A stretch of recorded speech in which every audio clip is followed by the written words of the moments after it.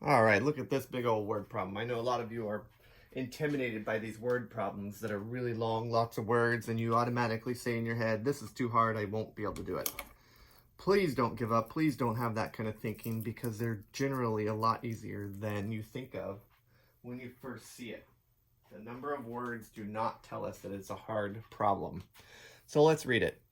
There are 435 representatives and 100 senators serving in the United States Congress. On these big word problems, I'd like to underline the information that they gave us that has to do with math. Math is numbers. There are 435 representatives, 100 senators serving in the United States Congress. And it's asking us how many identical groups with the same number of representatives and senators can be formed from all of Congress if we want the largest groups possible. Long sentence, but in that sentence there is a key word that helps us identify what it is that they're asking. This word here is largest. Largest, another word for largest is biggest. Another word for biggest or largest is greatest. And we have been doing stuff in math this year that had the word greatest in it. And it's looking for groups. Well, we've done things that have two numbers with the greatest grouping, the greatest same grouping, common factors. Right? When you group things, you're actually dividing them. A factor is found by dividing numbers.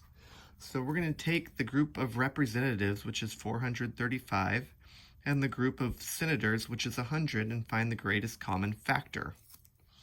By looking at these two numbers, I see that this one ends in 5 and this one ends in 0, which tells me they're both divisible by 5. Now, I don't know how many times 5 goes into 435, but that's not a big deal. I can easily find that. 435 divided by 5. 5 doesn't go into 4, but goes into 43 8 times, which is 40. Subtract, I get a 3. Bring down the 5. 5 goes into 35 7 times.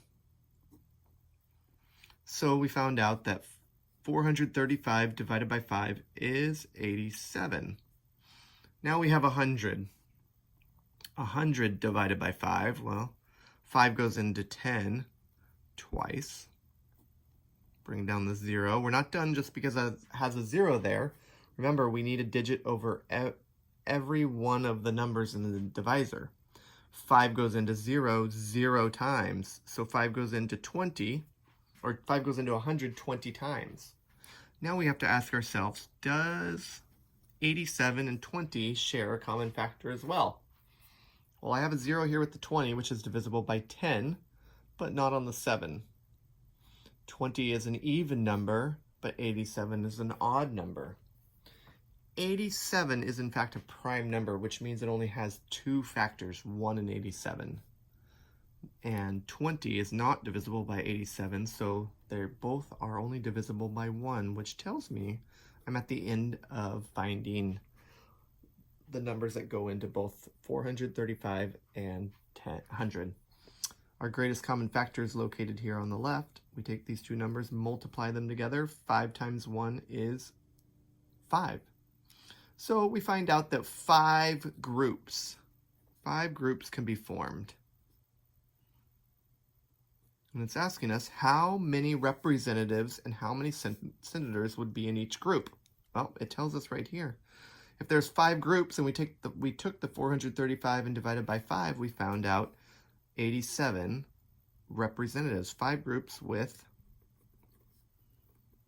87 representatives.